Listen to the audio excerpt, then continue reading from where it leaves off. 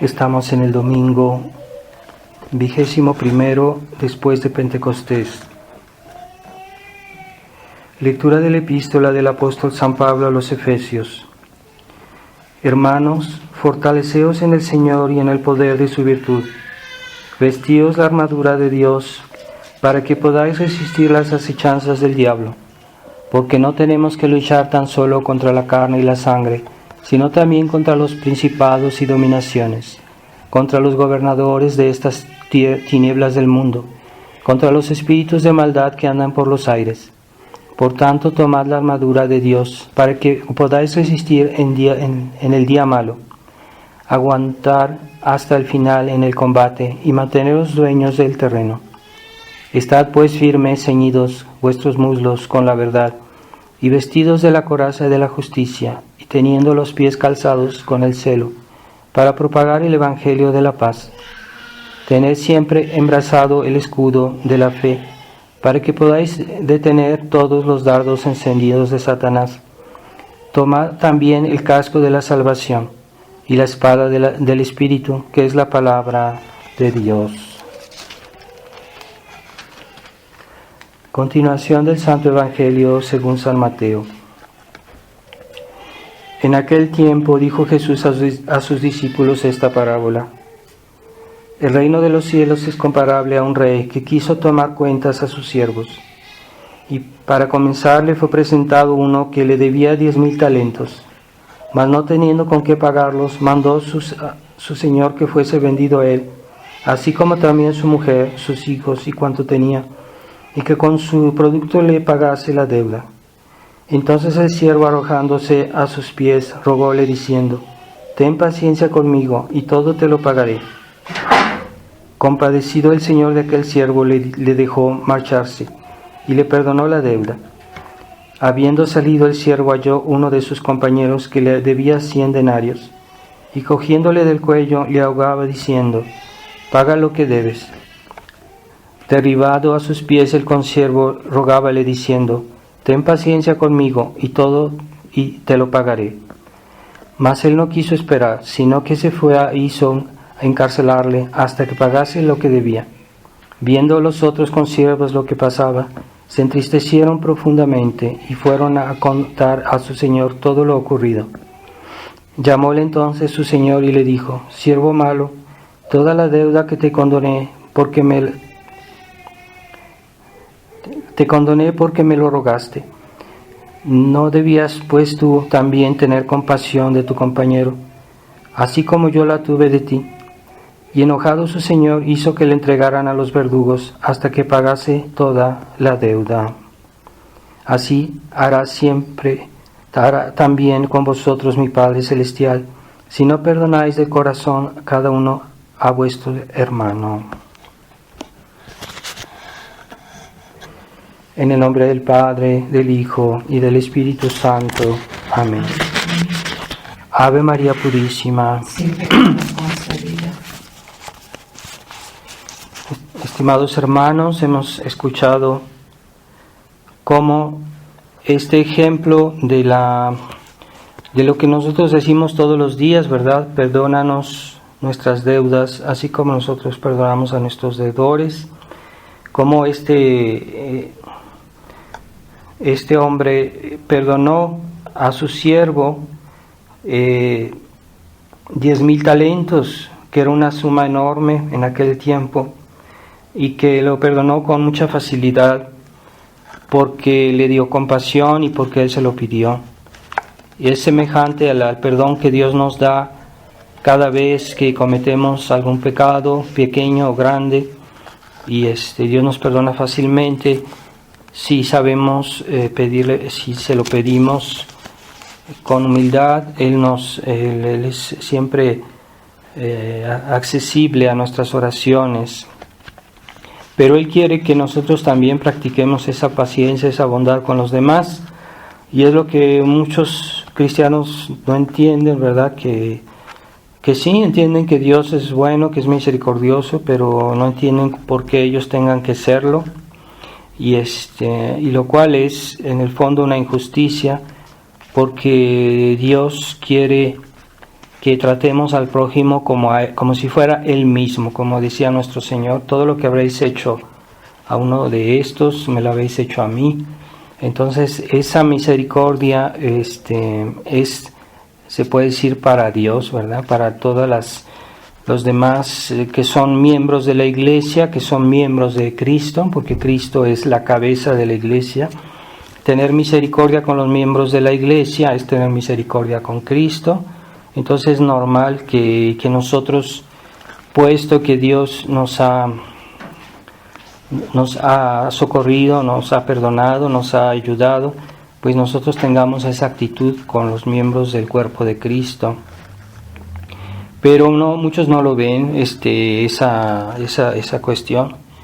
Ciertamente a veces en la vida hay injusticias y debemos, no podemos negar que son injusticias, no podemos negar que son cosas, pero debemos perdonar, sobre todo si nuestro prójimo nos pide perdón. Ciertamente no es la solución liberal que dice que hay que aceptar prácticamente tolerar al pecado, ¿verdad? El pecado, nosotros perdonamos la ofensa, pero no podemos decir que la falta o el pecado que cometió una persona contra nosotros, pues está bien.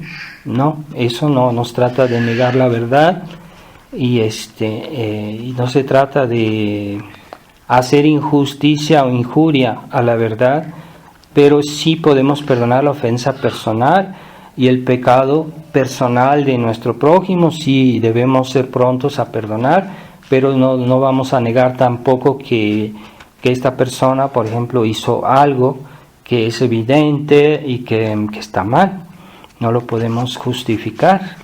Entonces la solución liberal consiste a casi a justificar al pecador en tanto pecador, y eso es una falsa caridad. Entonces debemos tener cuidado de esa deformación de la caridad que hoy está en boga y que está muy presente en la Iglesia conciliar, que sí el Papa habla de con personas que se portan muy mal, pero no les recuerda el verdadero camino, no les dice eso está mal o no denuncia el error. ¿Por qué un pastor debe denunciar el error? Pues por el peligro de contaminación, de contagio, ¿verdad? Como una enfermedad que se contagia, pues hay que tomar precauciones para que los demás no se contagien. Entonces, si el pastor solo toma una actitud de benevolencia con los pecadores, que fue nuestro Señor tuvo una actitud de benevolencia con los pecadores, como Santa María Magdalena, pero él dejó bien claro que él no aceptaba el pecado, porque le dijo a la pecadora, vete y no peques más.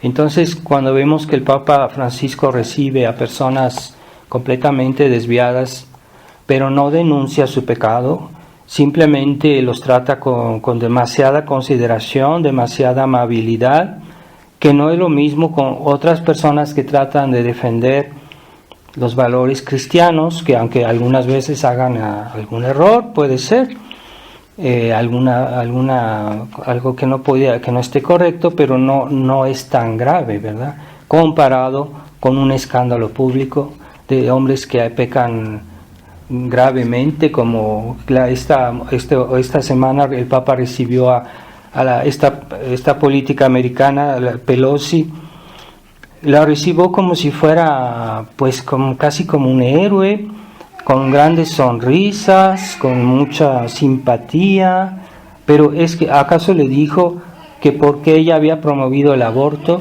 por qué tantos niños han muerto a causa de ella?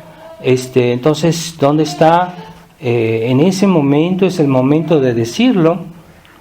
Entonces estas personas se sienten casi agasajadas y ningún reproche, mientras que con otros personajes el Papa ha sido bastante duro con otros personajes que tratan de salvar la moral. Por ejemplo, cuando en Hungría, no tuvo la misma amabilidad el Papa.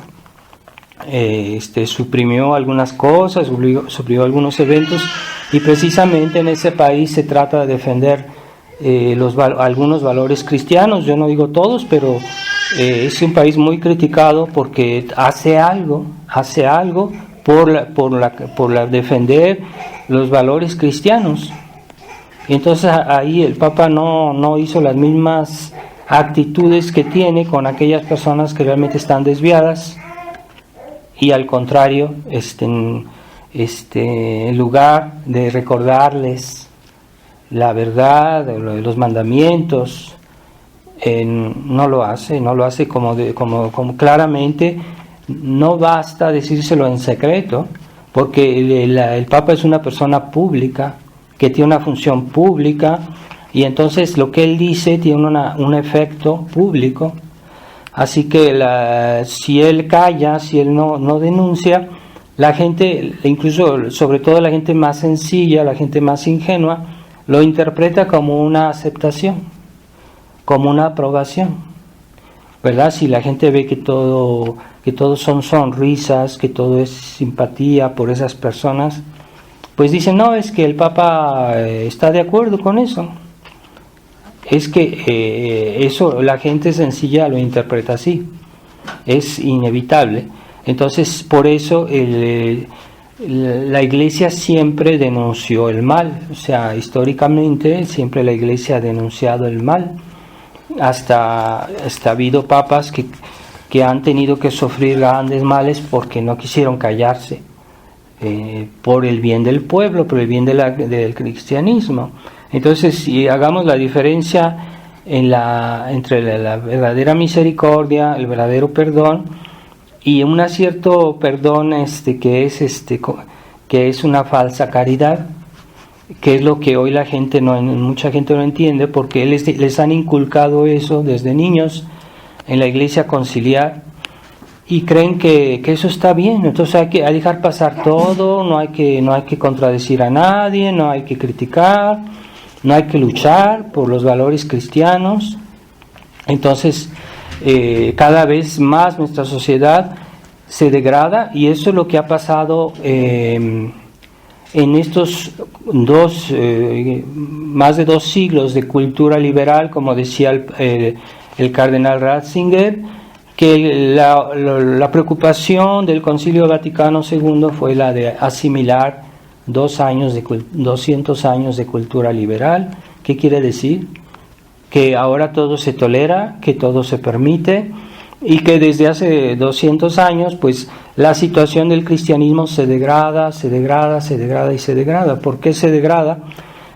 Pues porque ya no hay valores de contrarrevolución, porque ya no hay combate, porque ya no hay resistencia, porque se perdona al pecador y se perdona el pecado, porque se quiere al pecador, pero también se tolera el pecado, su pecado, y no se trata de eso. Nuestro Señor no tolera el pecado, perdona al pecador, lo absuelve si el pecador se arrepiente. Es una condición necesaria, ¿verdad? Como este hombre que pidió misericordia a su patrón diciéndole, perdóname esta deuda, y su superior se lo perdonó porque este servidor se lo pidió.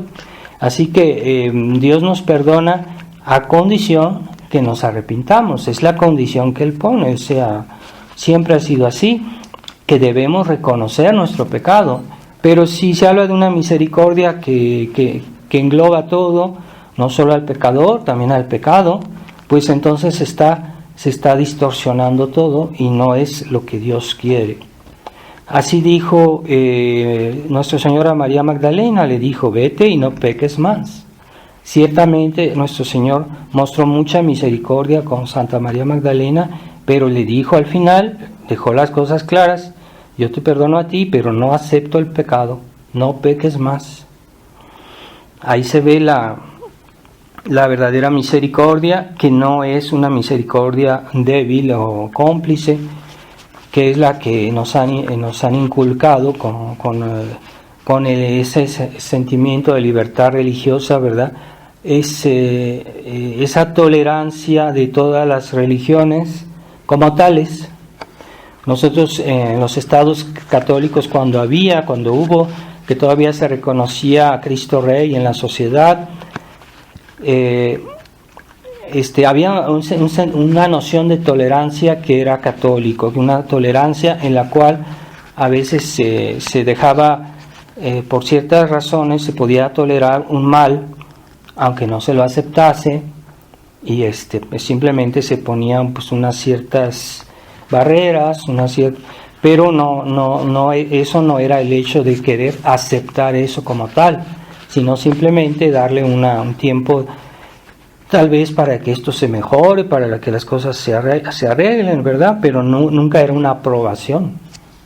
Mientras que la noción de libertad religiosa del Concilio Vaticano II es otra cosa, es decir, se da libertad a las religiones como tales, y la prueba es que estas religiones tienen derechos, porque una cosa que es injusta como tal no puede tener derechos, y si tiene derechos es que es justa como tal.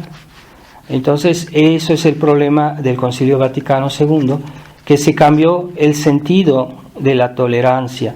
No es la tolerancia católica, es otro tipo de tolerancia que es liberal, que es cómplice, que es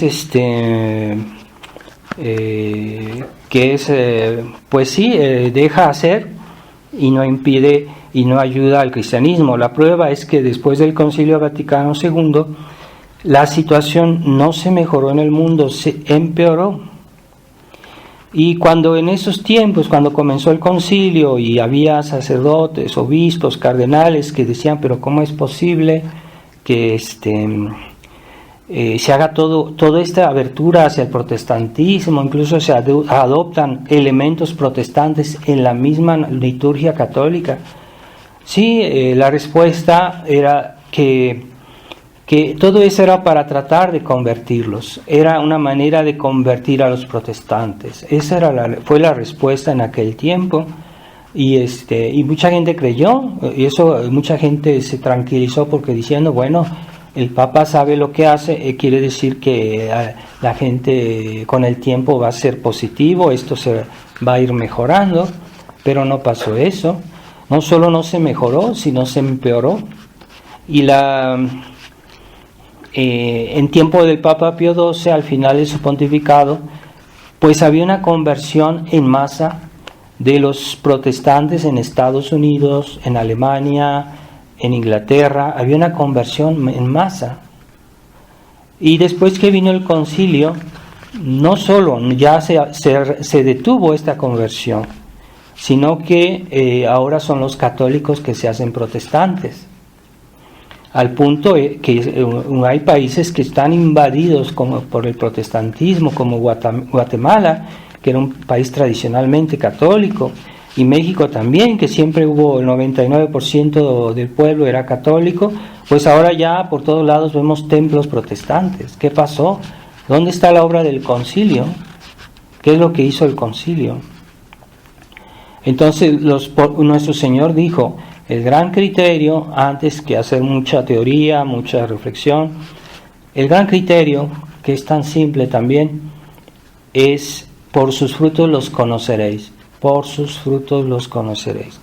¿Qué frutos ha dado el concilio? Sí, mucho bla bla, pero no hay frutos.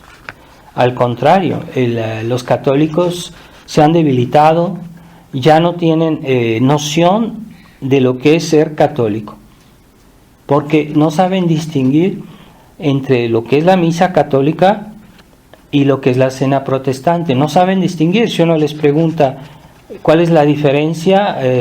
No van a saber explicarlo. Y no saben explicarlo porque les han mezclado el protestantismo en su propia misa, en su propia liturgia. Los católicos han bebido el protestantismo ya desde niños en la iglesia conciliar, porque en la sola misa moderna hay toda una práctica protestante. El altar en forma de mesa, se quita el ara del altar, se quita la cruz, se pone el tabernáculo en un rincón, como si quisieran castigar a nuestro Señor, porque Él es el Rey, Él debería estar en el centro de la iglesia, pero todo eso obedece a las nociones protestantes de que la misa no es un sacrificio, es una cena, de que la Eucaristía no es Jesús, la transubstanciación que está presente realmente la divinidad de nuestro Señor.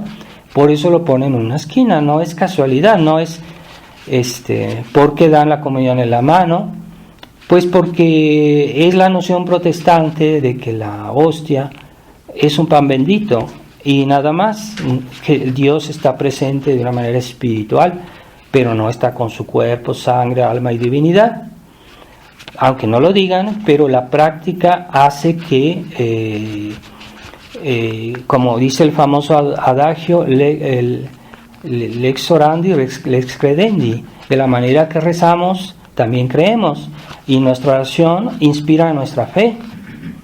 Entonces, si yo creo que Dios, que la Eucaristía es Dios, pues yo tengo una actitud que corresponde, y si no tengo esa actitud, yo estoy perdiendo la fe, de alguna manera la estoy debilitando, por lo menos. Y eso es la práctica que tiene muchísima influencia en el pensamiento. Ese es el valor de la liturgia. La liturgia tiene un valor pedagógico, educativo también. No es solo para pedirle a Dios cosas, no, es que también nosotros rezamos porque creemos. Y rezamos como creemos, de la manera que creemos. Así que hay una unión muy íntima entre lo que hacemos y lo que pensamos. Entonces, si no vivimos como pensamos, terminamos pensando como vivimos. Es un adagio común y es la sabiduría popular y realmente es la verdad. Entonces, si vivimos como protestantes, y aunque digamos yo no soy protestante, yo soy católico, etcétera, pero yo vivo como protestante porque voy a una misa que tiene todo el aspecto de una cena, donde no se recuerda el sacrificio porque se ha quitado la cruz, porque se ha quitado el ara del altar, que quería decir la unión que hay entre los mártires, porque se morían reliquias de los mártires en el ara, y eso simboliza la unión que hay entre los mártires, la pasión de los mártires y la pasión de Cristo. Por eso es muy importante que en el altar se pongan las reliquias de los mártires. Entonces es para marcar que la misa es un sacrificio. Después, si se suprime que la genuflexión, que se suprime la comunión en la boca, hoy hay sacerdotes que castigan a los fieles que quieren la comunión en la boca, los tratan como delincuentes, como si fueran gente nociva, gente dañina, y les hacen la vida de cuadritos. Pero eso es un nuevo fariseísmo, que se escandalizan de la gente que se quiere portar bien. Se escandalizan porque una persona quiere comulgar de rodillas y en la boca. Pues es normal, es nuestro Dios. Pero si uno toma otra actitud que desdice lo que creemos, entonces estamos, si no por lo menos, debilitando nuestra fe. Y vamos a llegar a ser protestantes. Pero bueno, nosotros no, pero digamos el pueblo se va a ser protestante, se está haciendo protestante. ¿Por qué los católicos se vuelven protestantes casi de una manera insensible, sin ningún problema? Pues porque ya tienen esa mentalidad protestante, ya se las han inculcado, ya la viven, ya la han absorbido en la liturgia, en la nueva liturgia, que cuando ellos van a una misa protestante pues no ven mucha diferencia. Y esa fue la táctica de Lutero. Lutero hizo eso. Y repito, que ya lo había dicho en otra ocasión, yo conocí a un catedrático de historia en Italia, cuando estuve en Italia, y el señor era tradicionalista. Y él me dijo que él comprendió la crisis de la Iglesia porque él se había especializado en el periodo de la Reforma, es decir, en el periodo de Lutero, del protestantismo. Él había estudiado todo eso a fondo. Y decía, pues todo lo que hizo Lutero es lo que han hecho en el Vaticano II, porque Lutero quiso quitarle la fe al pueblo alemán, y para que el pueblo alemán, que era católico, entonces él no le quiso decir de frente, no, es que Jesucristo no está en la Eucaristía, porque el pueblo no lo hubiera aceptado. Entonces, ¿qué hizo Lutero? Muy astutamente, pues comenzó por la práctica, por la liturgia, por los hechos, que suprimió la genuflexión, comenzó a dar la comunión de pie, después terminó dando la comunión en la mano. Y poco a poco, como ya no había sacerdotes, pues reemplazaron sacerdotes por lo que hoy conocemos con el nombre de pastores. Pues ya en la Iglesia Católica ya están surgiendo los pastores, porque hay muchos lugares que ya no hay sacerdotes, que ya no hay vocaciones, y entonces escogen a una persona, a un laico de ahí, de ese rincón, y lo ponen a hacer las oraciones, a hacer especie de ceremonias. Es el concepto protestante. Entonces, los católicos, no basta el nombre, es el hecho de ser protestante. Y eso es lo que la gente se está haciendo protestante y no lo sabe. ¿Hasta qué punto tienen conciencia? Pues Dios sabe, Dios juzgará sus almas. Nosotros no juzgamos sus intenciones, pobre gente. Nosotros rezamos por ellos. Pero esa mentalidad es desastrosa. Esa es la obra del Concilio Vaticano II, pero hay que comprender que los enemigos de Dios que han infiltrado la Iglesia para destruirla, han enviado sus elementos. Hay un libro que da testimonio de que los comunistas metieron a miles, a cientos de elementos comunistas en la Iglesia, en el tiempo del concilio o antes.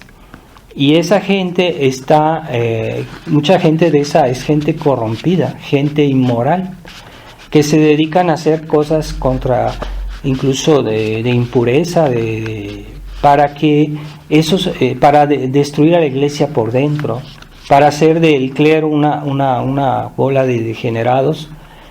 Pero eso está programado, no vino de la Iglesia, vino de fuera, para destruir la Iglesia. Y esas personas que realmente promovieron el desorden dentro del clero, dentro de la Iglesia, pues esas personas nunca les pasa nada, están protegidas. A ese cardenal de Estados Unidos que el Papa Francisco defendió, que todos sabían que había favorecido tantos crímenes contra la moral de los sacerdotes pederastas y todo eso, pues lo hacen para desprestigiar a la Iglesia. Y esa gente realmente son gente infiltrada, no son gente de la Iglesia.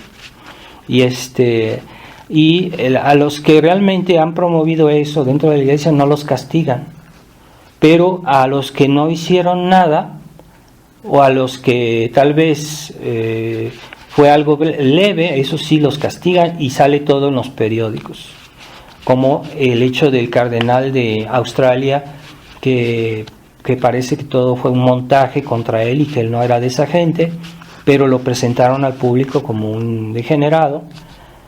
Y después finalmente le dieron la razón, la justicia lo liberó y ya no está en la cárcel y todo, porque finalmente era inocente, pero a ellos sí los desprestigian. Y Monseñor Vigano, que estaba al corriente de todos esos escándalos en Estados Unidos, porque fue representante del Vaticano en Estados Unidos, pues él era consciente de quiénes y cuándo y cómo. Y él estaba escandalizado de que el Papa Francisco defendiera a esa gente, al punto de que él denunció, y ahorita está prácticamente escondido porque esa gente le quiere hacer daño, la masonería, los enemigos de Dios. Entonces él ha denunciado los desvíos del Papa Francisco y de cómo defendió a este cardenal americano que difundía que hacía tanto daño y que todavía sigue como si fuera un héroe en la Iglesia Conciliar. No lo han. Hay que ver cómo el Papa lo recibió, las fotografías, esa amabilidad, esa difusión de simpatía que se ve en las fotografías del Papa hacia ese hombre. Entonces, un hombre escandaloso. Y bueno, cuando alguien dice la verdad, la prensa no habla, y es toda una campaña de publicidad. Entonces, lo triste es ver que a veces los mismos católicos, incluso tradicionalistas, creen en esas cosas. Creen que todos los sacerdotes son así, creen que los buenos sacerdotes son así, pero hay que fijarse bien en las cosas. Esas cosas han sido promovidas desde el exterior y la Iglesia ha sido infiltrada por agentes de la masonería y del comunismo para destruirla. Entonces, sí, ahorita hay hombres de Iglesia que son unos agentes de los enemigos. No hay que creer que todos los hombres de Iglesia son realmente representantes de la Iglesia. Y eso es lo que Monsieur Lefebvre vino a denunciar, ese doble juego, ¿verdad?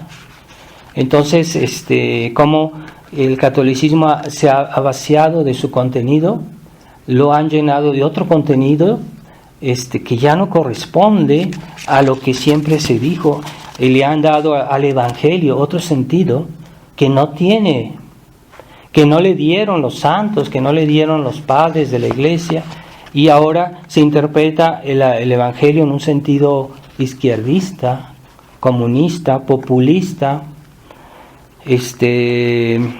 y eso es la obra del comunismo. El comunismo es propenso a esa mentalidad populista. No hay que confundir, porque Dios amaba al pueblo, Dios ama a la gente humilde, pero no es con el afán de crear oposición entre los mismos cristianos y todas las partes de la sociedad. Todo debería ser armonía.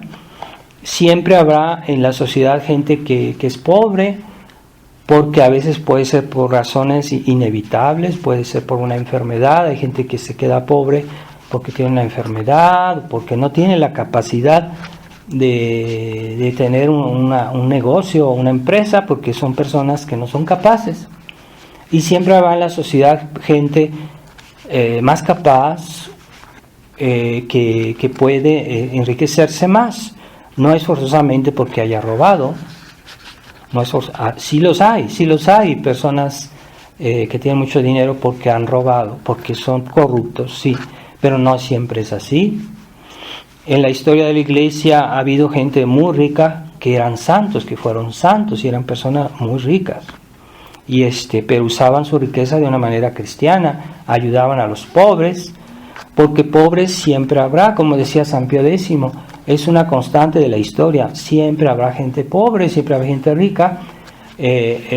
A veces puede ser que la gente haya injusticias sociales, sí las hay, pero no forzosamente siempre. Y no desde el momento que una persona tiene dinero es mala, y desde el momento que una persona pobre es buena. Eso es una mentalidad comunista, para crear oposición entre los miembros de la sociedad, para destruir la sociedad. Y esa mentalidad se fomenta hoy por el clero. El clero, especialmente la Compañía de Jesús, los jesuitas, son muy comunistas, pero lo hacen de una manera discreta, claro está, pero ellos son los que fomentan más el comunismo. Están detrás de todo ese populismo, y tal vez seguro que están detrás del Papa Francisco para asesorarlo en todas las cosas que él dice. Así que no es inocente todo esto. Pero nosotros sí estamos listos para perdonar. Cuando una persona se arrepiente, Dios perdona, nosotros también. Pero hay que reconocer su pecado, debe reconocer su pecado, porque no basta decir perdóname y después sigo igual, porque en la confesión no es así. Si una persona se confiesa, el sacerdote debe decirle: ¿estás arrepentido? ¿Quieres corregirte? Y si el pecador dice no, el sacerdote no le da la absolución, no le da el perdón. Eso es la política de la iglesia tradicional, la iglesia de siempre. Si una persona no se arrepiente, pues no hay perdón. Es necesario reconocer nuestro pecado, es necesario reconocer el error, y entonces Dios nos bendice. Es que Dios es un Padre, realmente nos recibe con los brazos abiertos, pero debemos reconocer nuestro pecado. Y esa es la gran exigencia que Dios quiere. Entonces no debemos hacernos ilusiones. Y Dios ve, y Dios está presente en la vida de los hombres, y Él sabe cuál es la verdad. Entonces a Dios no se le engaña, pero a los hombres sí se les puede engañar, y sí se nos puede engañar. Hay personas que pueden fingir estar arrepentidas, hay personas que pueden fingir, nosotros no es nuestra misión de juzgar el interior de una persona, pero a veces, aunque no lo queramos juzgar, se puede hacer evidente, se puede hacer manifiesto esa hipocresía de algunas personas, ¿verdad? Entonces, pues sí, nuestro Señor dijo que por sus frutos los conoceréis. Quiere decir que cuando uno constata los frutos, uno puede decir, fulanito es esto, es un árbol malo, porque Jesucristo dijo, los árboles buenos pueden dar buenos frutos, y los árboles malos siempre dan malos frutos. Y dijo también, por sus frutos los conoceréis. Entonces podemos discernir los árboles malos. Tampoco hay que pecar de buenismo, y cuando vemos algo que es evidente, no vamos a decir que no es cierto. Eso es eso no es ser bueno, es ser tonto. Y lo que está prohibido es juzgar las intenciones que no se ven. Pero a veces sí se ven cuando hay hechos, porque cuando yo hago algo, es manifiesto también lo que yo pienso. Entonces, ahí en ese caso, yo no es que esté juzgando, pero estoy constatando. No es lo mismo juzgar que constatar un hecho. Yo estoy viendo lo que esta persona piensa, porque esa hace eso, quiere decir que piensa eso. En ese caso, nada más, en ese caso, uno puede concluir, ¿verdad? Pero a veces no es evidente la intención de nuestro prójimo, a veces no está tan claro, y debemos tener mucho cuidado, ¿verdad? Pero que cuando vemos a una persona que toda su vida ha hecho ciertas cosas, uno puede decir, esta persona es así, porque es evidente, no es que yo lo juzgue, es que es evidente. La evidencia debemos aceptarla, y si yo veo la evidencia y no la acepto, yo hago un pecado, porque estoy pecando contra la razón. Lo que es evidente debo aceptarlo. Y ahorita hay mucha gente que ve y dice, no es cierto, es un pecado eso, porque están negando la evidencia, y Dios nos dio la razón para usarla. Entonces, cuando hay evidencia, debemos decir, pues es cierto, esto es así, porque hay evidencia. No es tan fácil, porque a veces parece una cosa evidente y no lo es. Entonces hay que tener cuidado, porque hay personas que nos puede parecer que piensan algo, pero no es así. A lo mejor tiene alguna razón, pero la evidencia no es una suspición. La evidencia es una prueba.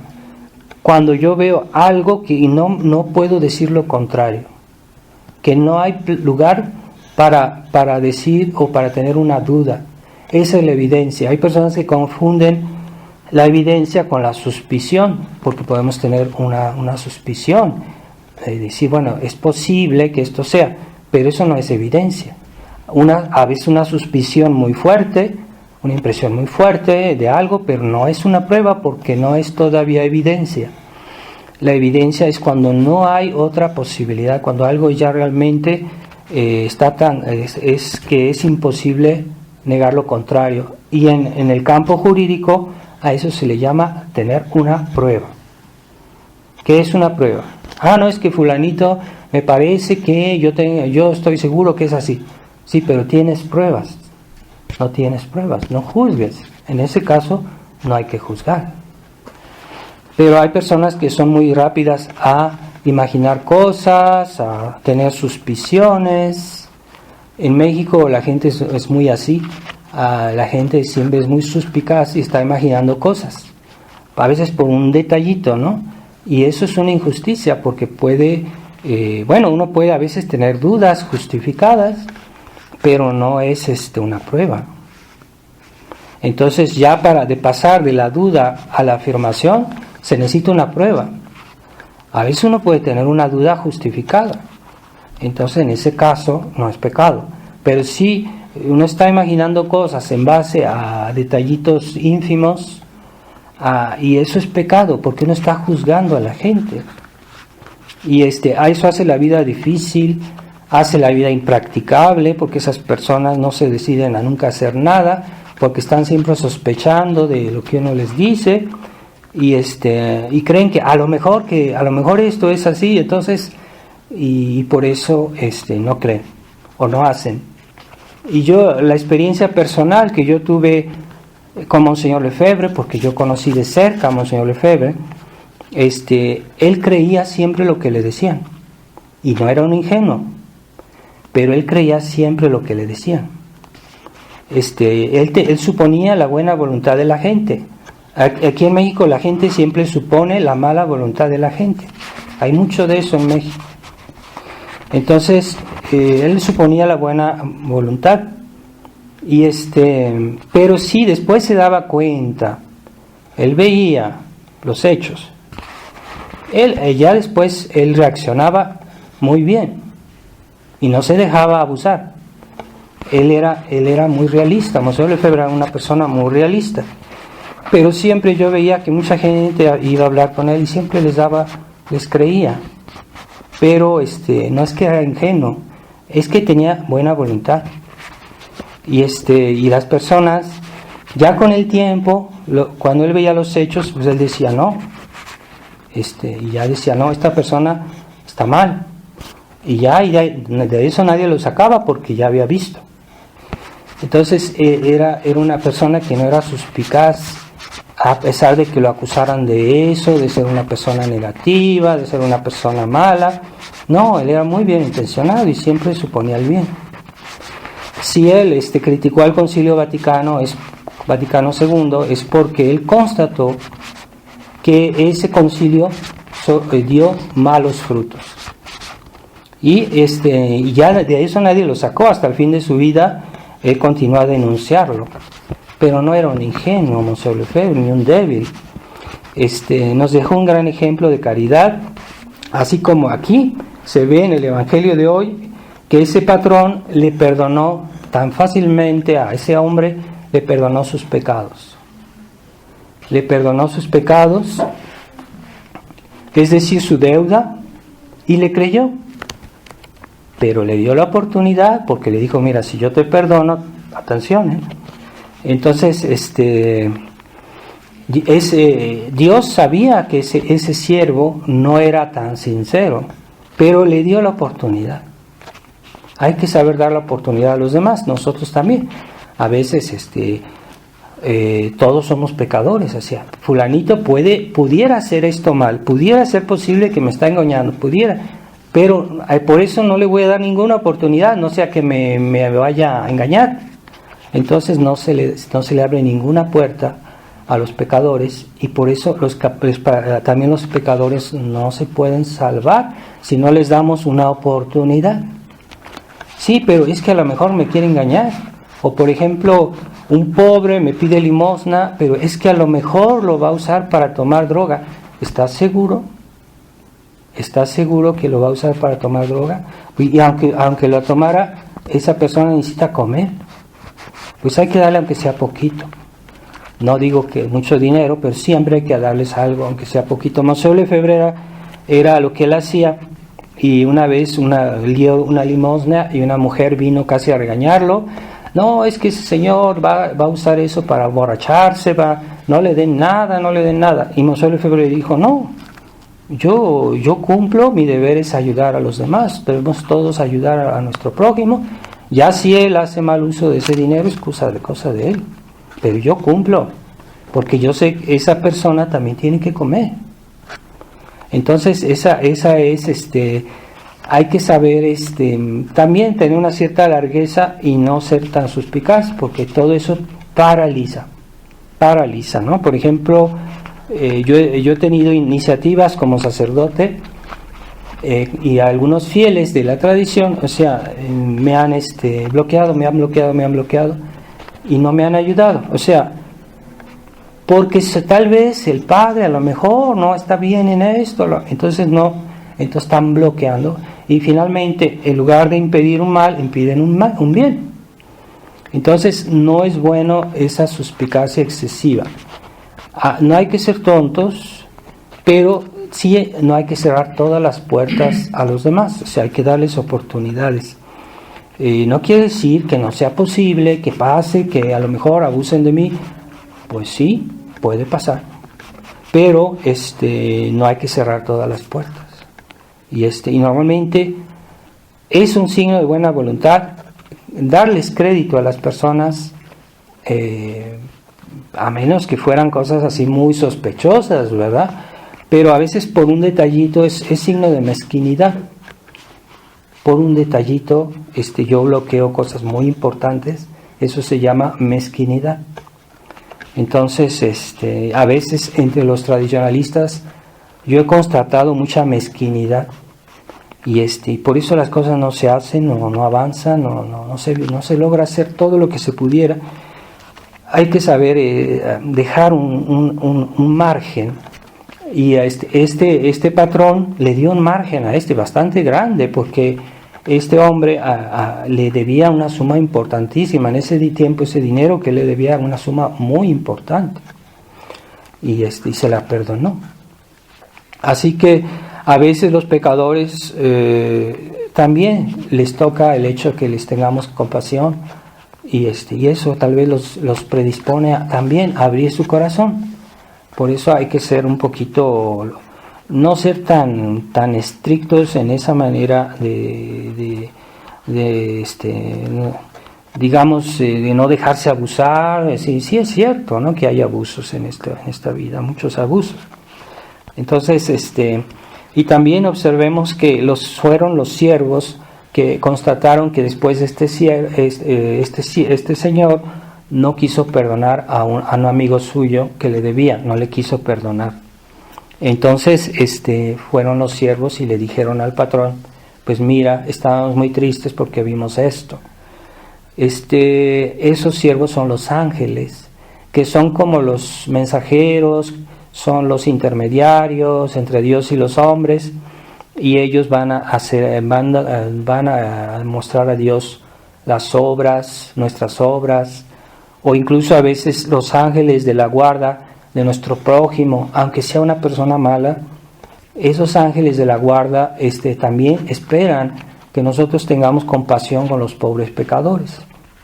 Entonces ellos también dicen: a ver, ¿por qué no hace un esfuercito esta persona? Yo sé que es pecadora, pero por favor ayúdala, yo soy su ángel de la guarda, haz algo por ella, ¿sí? ¿Por qué no? Entonces los ángeles presentan todas esas cosas delante de Dios. Cuidado, los ángeles son intermediarios, los ángeles ven todo, son mucho más inteligentes que nosotros. Los ángeles, nosotros para leer un libro necesitamos tal vez una semana o 2 semanas, y con trabajo lo leemos y lo entendemos. El ángel en un instante puede leer un libro y lo aprende de memoria y lo sabe perfectamente. Tiene una inteligencia superior los ángeles. ¿Y cuál es la misericordia de Dios? Que Dios puso los ángeles al servicio de los hombres. Ahí se ve la bondad de Dios. Los ángeles son mucho más inteligentes que los hombres, mucho más fuertes, mucho más poderosos, mucho más